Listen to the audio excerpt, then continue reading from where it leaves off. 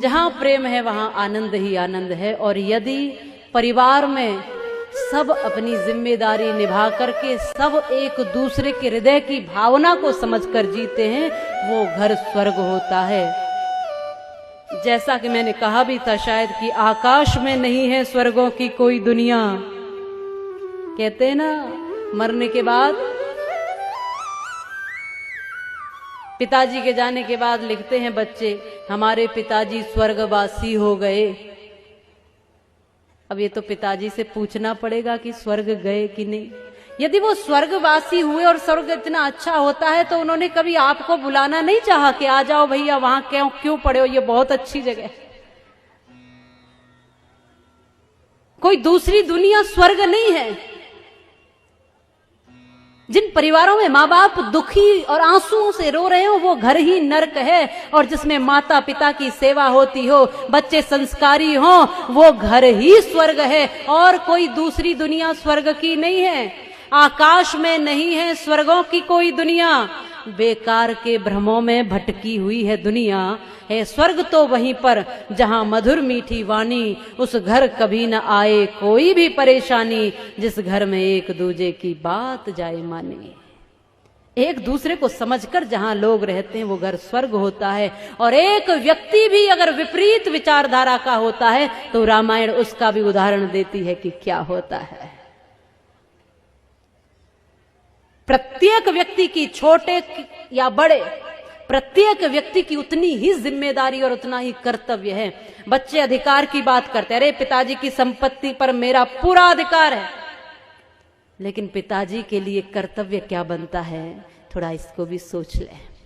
और बड़े भी ऐसा करते हैं, अरे भाई पैदा किए हैं तो कौन सी बड़ी बात है, उनका भी एक जीवन है, वो भी एक स्वतंत्र सत्ता है ईश्वर की, वो भी एक वही तत्व है जो तुम है।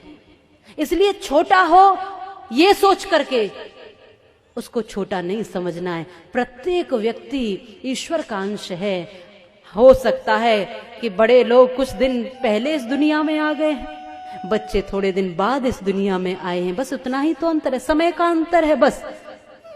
क्योंकि बड़प्पन तो व्यक्ति के कर्म से होता है। जो छोटों को भी गले से लगा कर चले, जो छोटों को भी संभाल कर चले, जो छोटों को भी उनका कर्तव्य बताते हुए उनकी भावनाओं को समझते हुए चले, वो बड़ा है, चाहे फिर वो कोई भी हो। इसलिए हम सबको एक दूसरे की भावना से जुड़ करके अपना घर मंदिर बनाना है, अपना घर स्वर्ग बनाना है। वो एक गीत गाती थी पहले, घर में महिलाएं माताएं गाती थी कि घर को ही मंदिर बनाऊंगी, कहीं बाहर न जाऊंगी। शायद आप भी गाते हो, पहले हमने सुना था कि सास अपनी को कौशल्या बनाऊंगी, ससुर जी को दशरथ बनाऊंगी, पति को मैं राम बनाऊंगी, कहीं बाहर न जाऊंगी। मैंने ऐसे कुछ शब्द गाती थी कि मैं घर को ही मंदिर बनाऊंगी, घर ही तीर्थ बन जाएगा। जब मैं देखूंगी तो दशरथ और कौशल्या के रूप में देखूंगी सास ससुर को, पति को देखूंगी तो राम के रूप में देखूंगी, और यदि मैं खुद पार्वती बनी तो भोलेनाथ के रूप में देखूंगी, और मेरा तीर्थ, मेरा मंदिर, मेरा घर ही हो जाएगा। फिर बाहर जाने की जरूरत क्या है मुझे, जब घर ऐसा हो जाए। ऐसा माताएं गाती थी, उनके सामान्य शब्दों में कितनी गहराई छुपी होती थी।